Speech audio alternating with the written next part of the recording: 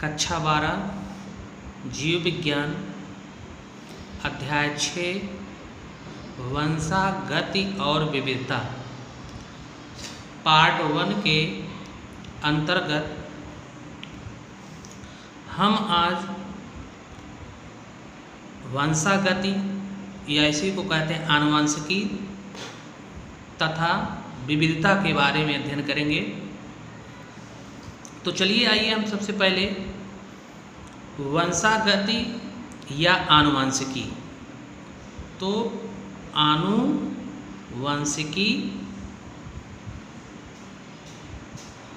या वंशागति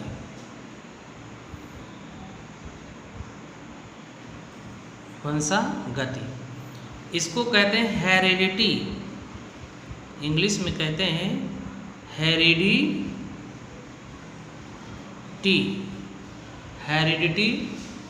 और इनहेरिटेंस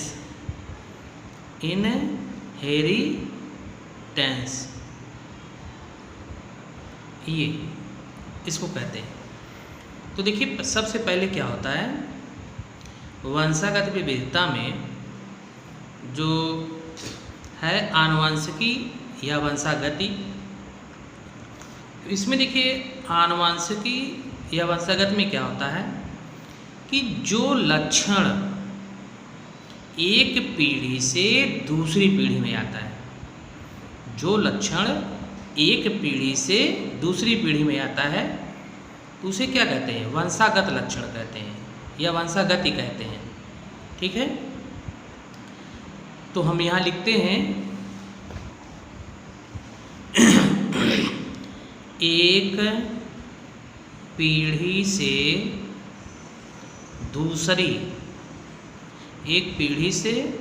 दूसरी पीढ़ी में जाने की प्रक्रिया को क्या कहते हैं वंशागति कहते हैं।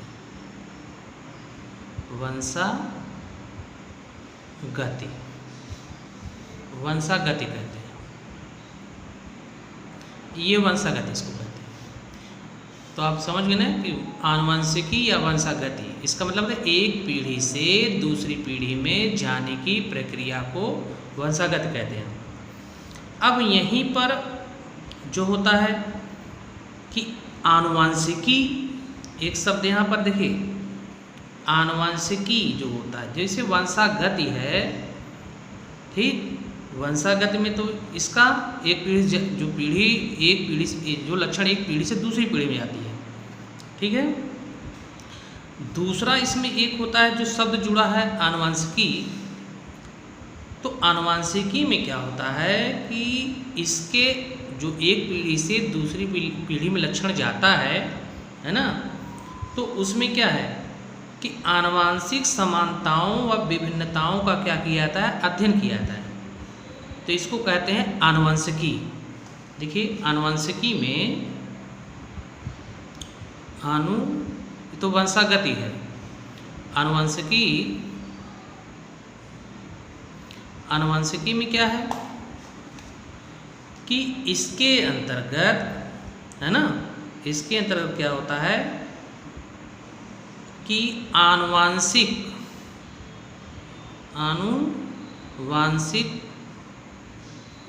समानताओं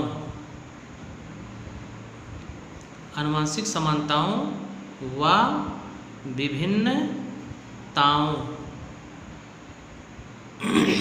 का अध्ययन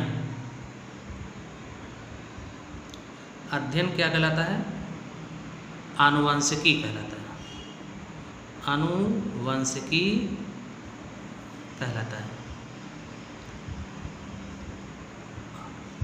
अब अगर इसको हम परिभाषित करें पूर्ण रूप से तो देखिए इसमें क्या होता है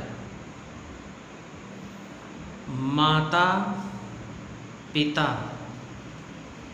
पिता का वह लक्षण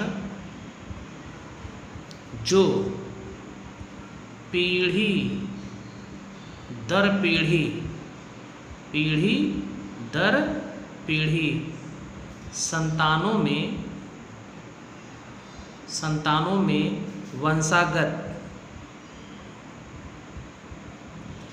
वंशागत होता रहता है,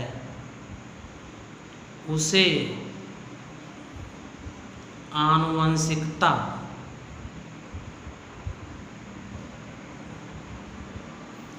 तथा इसके अध्ययन को आनुवंशिकी कहते हैं। आनुवंशिकी कहते हैं।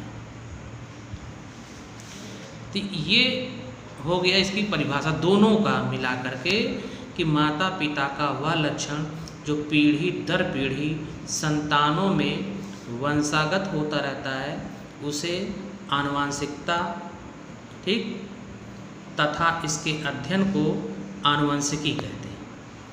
तो देखिए ये तो हो गया, परिभाषा हो गई इसकी। दूसरा जो होता है आनुवंशिक शब्द का प्रयोग जो किया था बेटसन ने किया था। आनुवंशिकी है ना, आनुवंशिकी शब्द का प्रयोग बेटसन ने कब किया था? 1905 में, 1905 ईस्वी में किया था। ये तो हो गया इसका। किंतु क्या था कि ग्रेगर जॉन मेंडल ने, है ना, किंतु ग्रेगर जॉन मेंडल ने सन 1866 में आनुवंशिकी की नींव डाली थी। आनुवंशिकी की नींव डाली, ठीक है। अब देखिए इसीलिए मेंडल को क्या कहा जाता है? इसीलिए मेंडल को आनुवंशिकी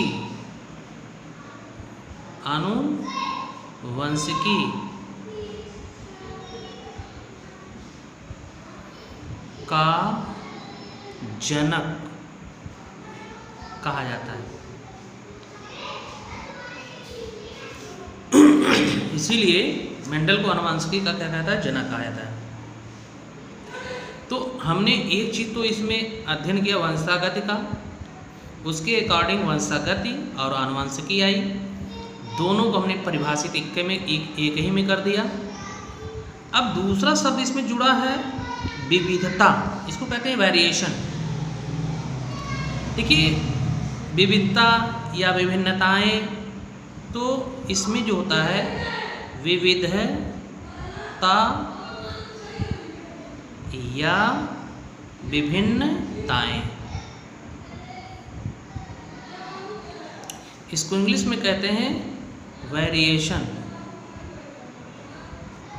ये इसको वेरिएशन कहते हैं। अब क्या होता है कि जैसे हमने अभी ऊपर चर्चा किया कि जो लक्षण एक पीढ़ी से दूसरी पीढ़ी में आता है उसे वंशागति कहा गया। तो लक्षण कहाँ से गया? माता पिता से।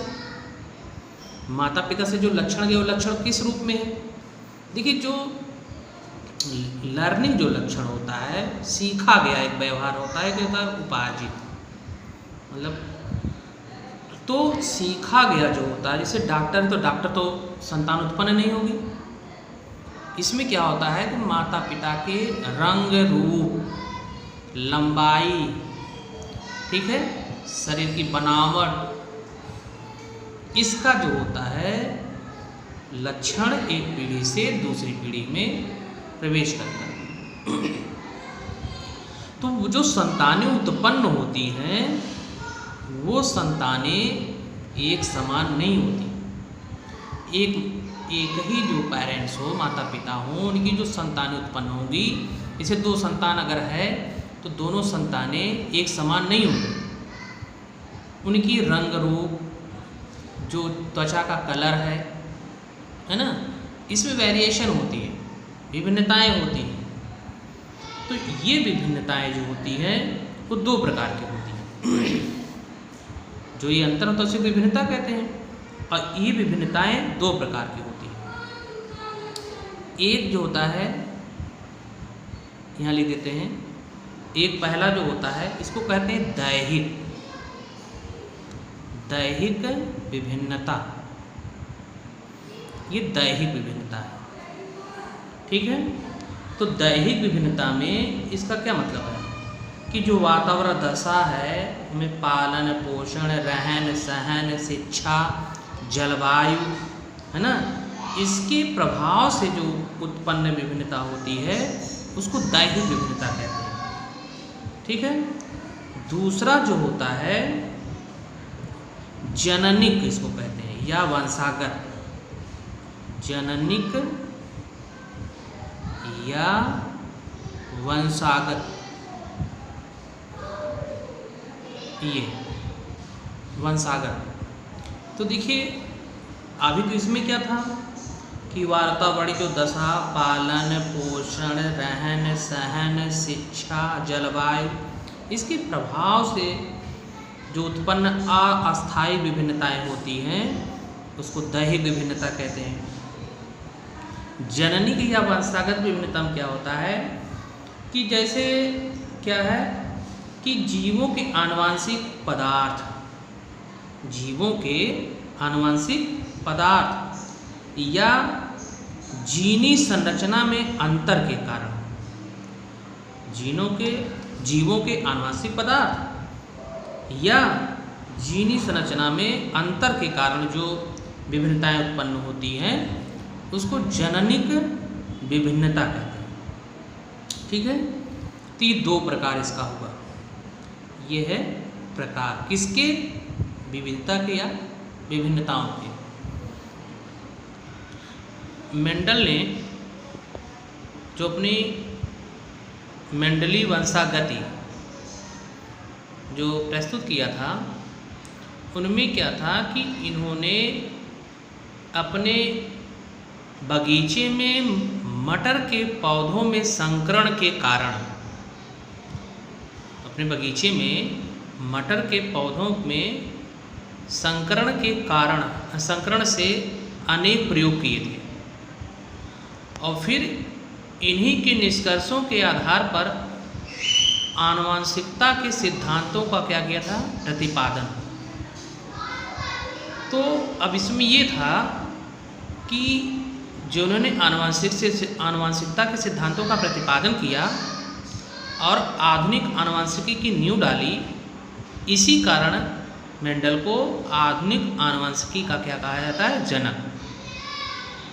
लेकिन मेंडल की मृत्यु के लगभग 16 वर्ष बाद पुनः जब इस मेंडली वंशागत पर चर्चा हुई तो फिर उन्हीं के द्वारा जो सिद्धांत बनाया गया था उसमें कुछ जो छोटी मोटी त्रुटियां थी, उन त्रुटियों को 3 वैज्ञानिक, जो मेंडली वंशागत थी, मेंडली वंशागति, ठीक है। मेंडली वंशागति में 3 वैज्ञानिक कौन कौन थे? 3 वैज्ञानिकों में एक थे कार्ल कॉरेंस,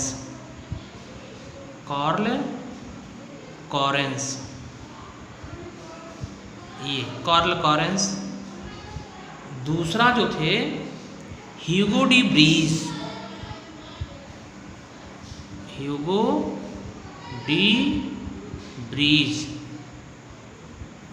ये ह्यूगो डी ब्रीज। और तीसरे थे वैज्ञानिक सैर मार्क।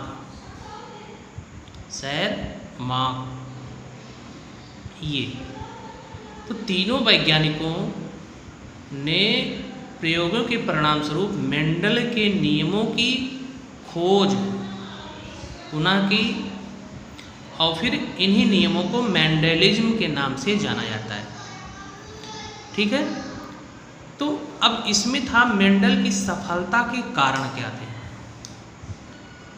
मेंडल की सफलता के कारण, देखिए मेंडल की सफलता के, है ना, अलग अलग कार्यों के आधार पर कई कारण थे। जैसे नंबर 1 था कार्य विधि के आधार पर। किसके आधार पर? कार्य विधि। तो ये नंबर 1 हो गया कार्य विधि, ये ए कार्य विधि के आधार पर। कार्य विधि के आधार पर क्या था कि मेंडल ने एक समय में केवल एक ही लक्षण की वंशागति का अध्ययन किया। एक समय में केवल एक ही लक्षण की वंशागति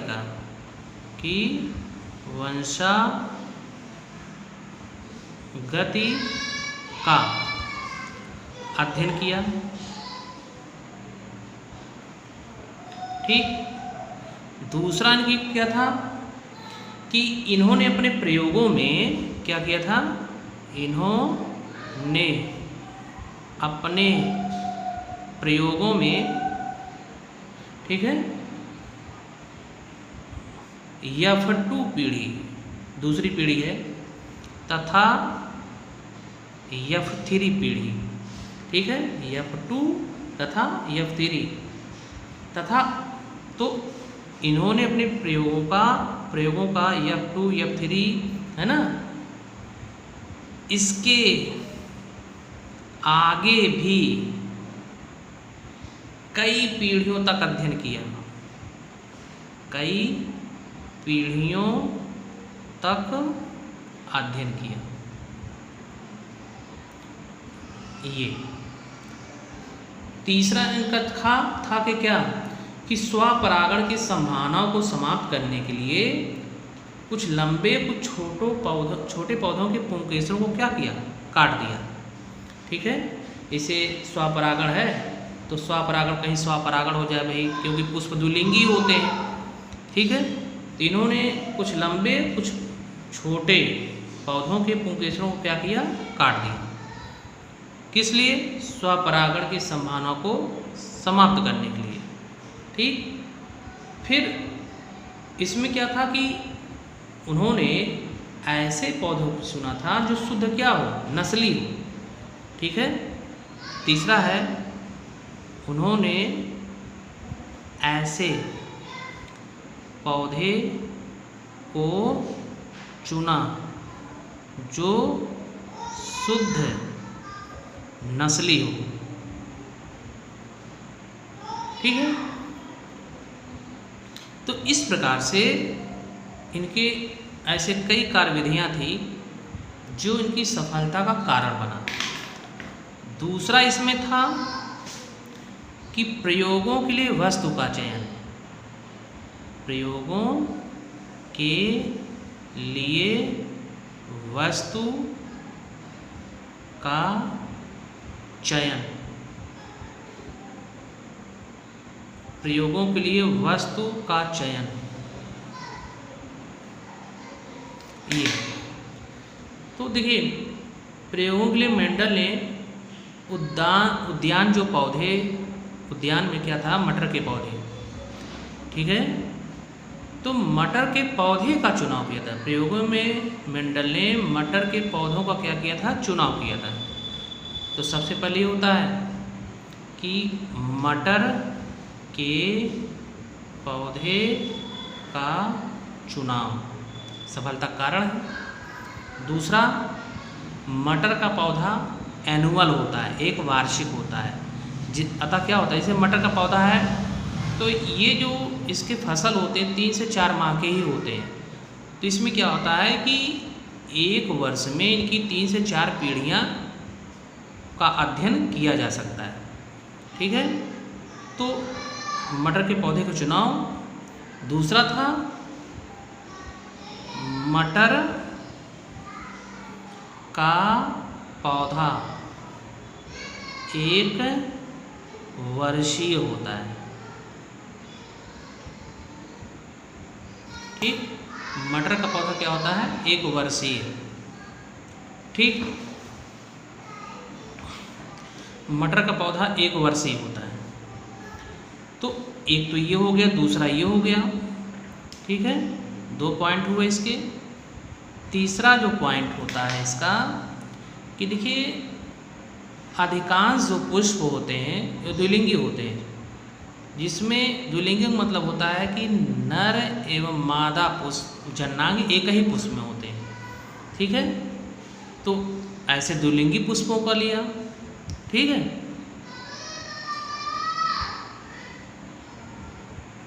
उभयलिंगी या द्विलिंगी, उभयलिंगी पुष्पों का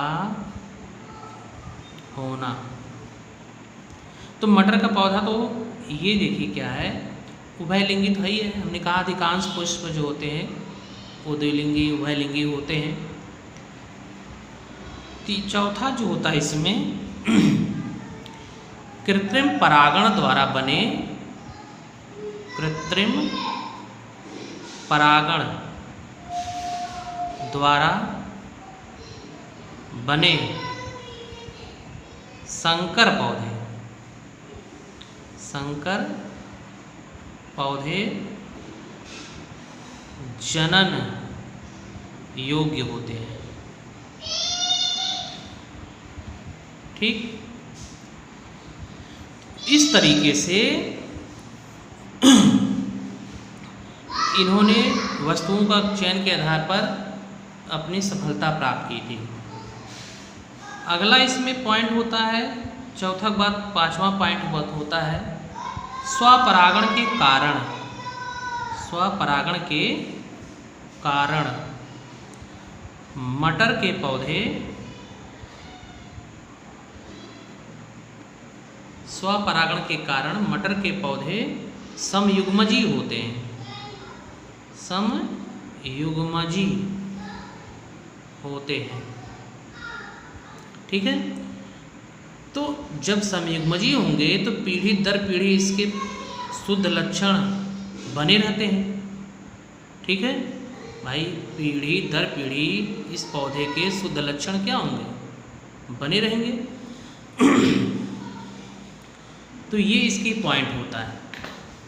फिर इन्होंने क्या किया था कि वंशागत जो विशेषक थे उनका चयन।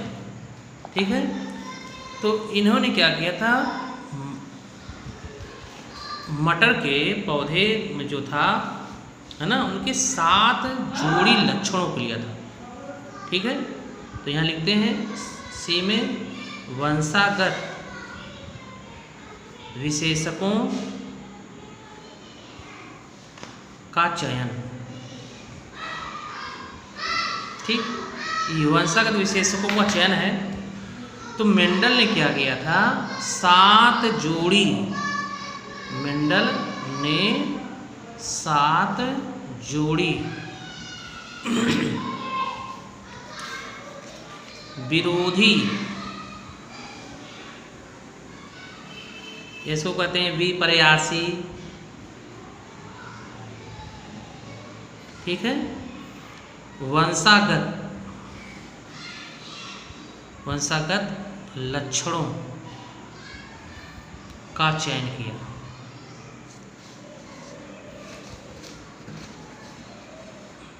क्या किया? चयन किया। ठीक है, तो देखिए इसमें क्या है, जो सभी लक्षण थे प्रभावी व अप्रभावी थे। इनमें सभी लक्षण क्या थे? प्रभावी व अप्रभावित है। तो तालिका में जैसे इसमें क्या था कि देखिए तालिका में एक जैसे लिया गया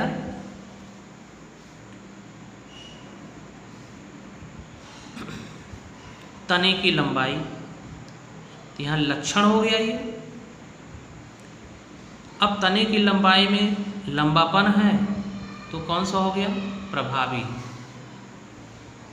कौन सा हो गया? प्रभावी। और ये कौन सा हो गया? अप्रभावी। तो पहला लक्षण क्या था? तने की लंबाई, ये है लंबापन। इसको इंग्लिश में कहते हैं टॉल। टॉल माने होता है लंबा, और ये होता है बौनापन। इसको कहते हैं द्वार।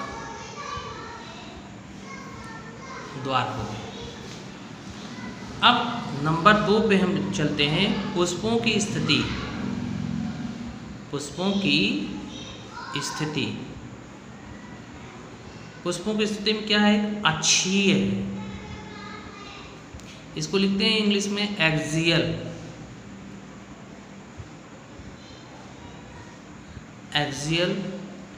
और एक होता है अग्रस्त, इसको लिखते हैं टर्मिनल। ठीक। फिर होता है पुष्पों का रंग, तीसरा। पुष्पों का रंग, रंग एक है बैगनी, फिर एक है सफ़ेद। तो इसका मतलब बैगनी जो प्रभावी डोमिनेंट कैरेक्टर है, ये है रिसेसिव कैरेक्टर है। फिर है फली का रूप, फली का रूप। एक होता है फूला हुआ, इनफ्लैटेड इसको कहते हैं। और एक होता है संकीर्णित। संकीर्णित इसको कहते हैं कॉन्स्ट्रिक्टेड। Constricted, constricted. ये 4 हो गया। 5वां होता है फली का रंग हो, फली का रंग हो गया। ये रूप था, अब ये हो गया फली का रंग। फली का रंग एक होता है हरा और एक होता है पीला। मटर आप देखे ही हैं, एक हरा मटर होता है, पीला मटर। 6वां जो होता है बीज की आकृति, बीज की आकृति। एक होता है गोल राउंड, दूसरा होता है झुर्रीदार, झुर्रीदार। 7वां जो होता है बीजों का रंग, बीजों का रंग। एक होता है पीला, बीज का रंग यहाँ पे पीला प्रभावी है, और यहाँ देखिए फली का रंग में पीला है, ये अप्रभावी है। ठीक है, बीज का रंग पीला। फिर पीला, और इसका क्या हो जाएगा? हरा। तो इस तरीके से इन्होंने 7 लक्षणों का अध्ययन किया था। ठीक। तो इन विपरीत लक्षणों को युग्म विकल्पी कहते हैं। इन विपरीत लक्षणों को क्या कहते हैं? युग्म विकल्पी या एलीलोमार्फ कहते हैं। एलीलोमार्फ कहते हैं। अब देखिए युग्म विकल्पी क्या मतलब है? युग्म माने होता जोड़ा, उस जोड़े में विकल्प। विकल्प मतलब होता है एक लंबा तो एक बौना, एक अच्छी तो एक अग्रस्त, एक बैगनी तो एक सफ़ेद। ये युग्म विकल्प है, जोड़े का विकल्प। प्रत्येक युग्म के दोनों गुण जैसे लंबा और बौना एक दूसरे के क्या है? युग्म विकल्पी। ठीक है। तो इस तरीके से ये मेंडल ने अपने प्रयोगों के द्वारा ये क्या किया, आनुवंशिकता की नींव रखी और जो ये सब लक्षण चयन किए वो उनकी सफलता के क्या बने, कारण बने। ठीक है। तो मेंडल ने अपने जो सिद्धांत प्रस्तुत किए थे उनमें प्रभावी और अप्रभावी गुणों को प्रकट करने के लिए क्या किया था, अंग्रेजी वर्णमाला का प्रयोग किया था। अंग्रेजी वर्णमाला में जैसे एक है प्रभावी लक्षण है, प्रभावी लक्षण, और एक है अप्रभावी लक्षण। ठीक। तो प्रभावी और अप्रभावी लक्षणों को प्रकट करने के लिए, दर्शाने के लिए अंग्रेजी वर्णमाला का प्रयोग किया था। इसमें एक कैपिटल लेटर एक स्मॉल लेटर। कैपिटल लेटर को इन्होंने प्रभावी कहा था, स्मॉल लेटर को क्या कहा था, अप्रभावी। जैसे हम यहाँ पर प्रभावी गुण लेते हैं लंबापन, तो कैपिटल टी, अब ये प्रभावी गुण को प्रकट कर रहा है। वहीं पे अप्रभावी है, मतलब बौना है, ये बौनापन है, तो इसको स्मॉल टी से। अब ये रिसेसिव कैरेक्टर अप्रभावी है। देखिए इसमें जो प्रभावी लक्षण है इसका युग्म विकल्पी है और कैपिटल टी स्मॉल टी, लेकिन इसका युग्म विकल्पी नहीं है।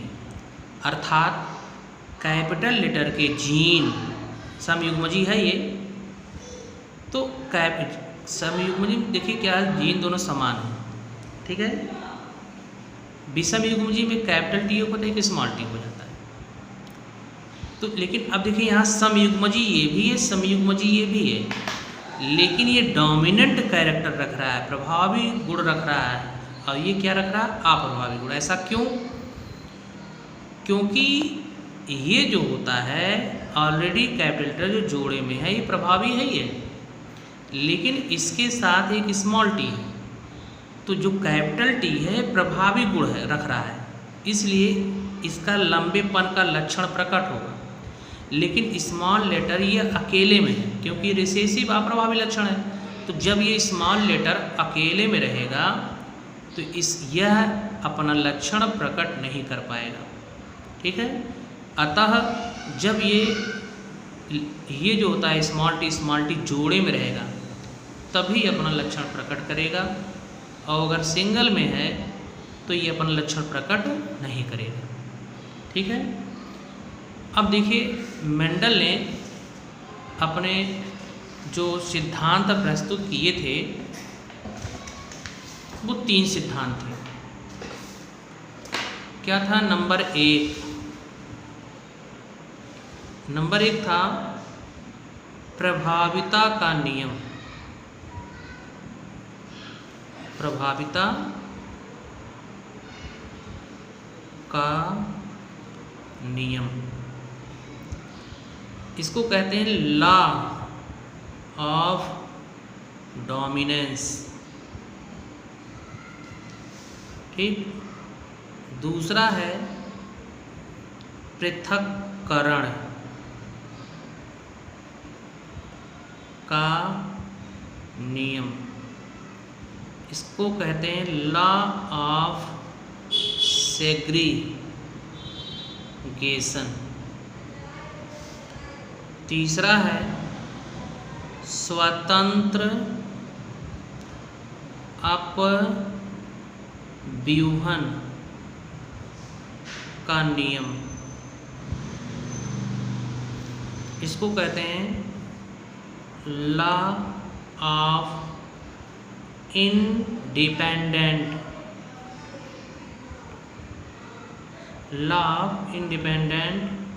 असार्टमेंट।